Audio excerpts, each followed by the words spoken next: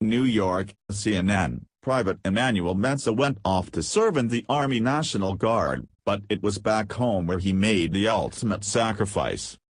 Mensah died trying to rescue people from his burning apartment building last month in the Bronx, New York, in the city's deadliest fire in more than 25 years, Mayor Bill de Blasio said.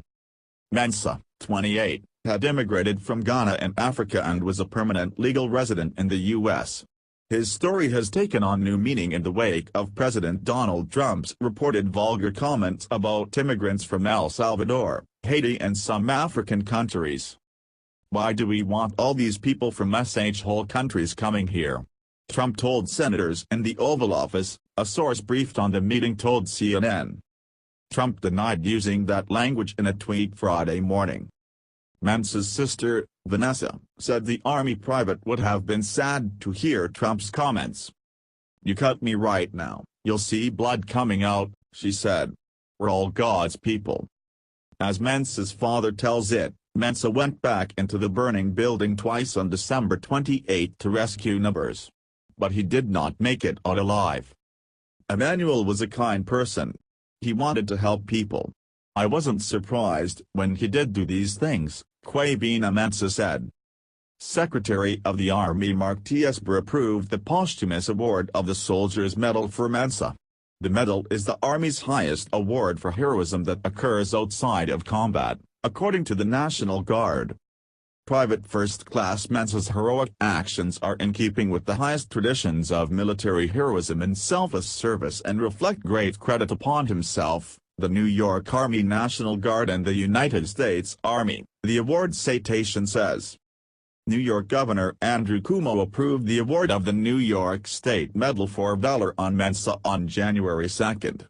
That award also represents New York State's highest military award for acts of heroism on and off the battlefield, the National Guard said. His courageous and selfless act in the face of unimaginable conditions are consistent with the highest traditions of uniformed service and deserving of the highest possible recognition, Mensah's citation says. Staff Sergeant Ruben Martinez Ortiz, who recruited him, praised Mensah in a statement to the New York National Guard. "I knew from the moment I met him his heart was as big as our National Guard family," Martinez Ortiz said. "He was ready to serve our nation and community."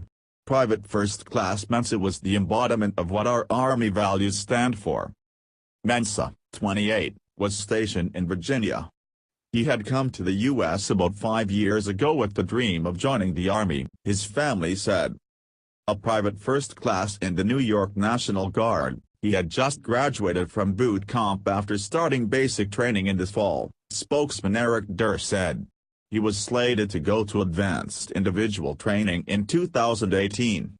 He was training to be a military police officer, a role that offers a variety of potential responsibilities, from garrison law enforcement to security in the field. Fire starts in kitchen. Mensah's visit was his first back to the Bronx in the year since he enlisted in the National Guard, his father said. He was in the building when the fire broke out.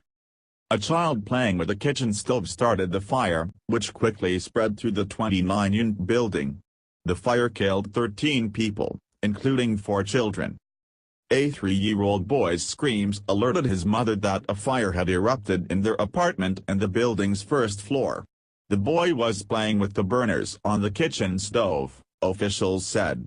As his mother fled the burning apartment with him and his sibling, she left the apartment door open, a move that would prove fatal. Each time someone opened a window, oxygen rushed into the building, fanning the flames. The apartment's stairway acted like a chimney as the fire burst from the apartment, feeding the flames and allowing them to spread throughout the building, FDNY Commissioner Daniel Negro said. Anchor tears up over story. CNN anchor Alison Carota became emotional Friday on air while recounting Mensah's story. As part of her panel, Carota pulled up a tweet from conservative commentator Bill Kristol, who had cited Mensah's story. The tweet went viral and was even retweeted by Hillary Clinton. Carota had to stop for a moment as she began to read the tweet. "I don't know why this one makes me so emotional, but it does," Carota said. The tweet stated that Mensa was from a country Trump apparently thinks produces very subpar immigrants. God is in control. Kwabena Mensa learned from others that his son helped others to safety. He went out and back twice, but on the third time he couldn't find his way out, he said. I thought as a military man he may have gotten out already, he said Friday. But like I said, God is in control. It came as little surprise to Mensa's father that he came to the aid of others. That's his nature, he wants to help people out, Kwabena Mensa told CNN. Since his son's death, Kwabena Mensa has received a flood of support from people around the country. All over America people are sending postcards from Chicago, or Washington. I don't know them but they are all contributing and telling me good things about my son, he said.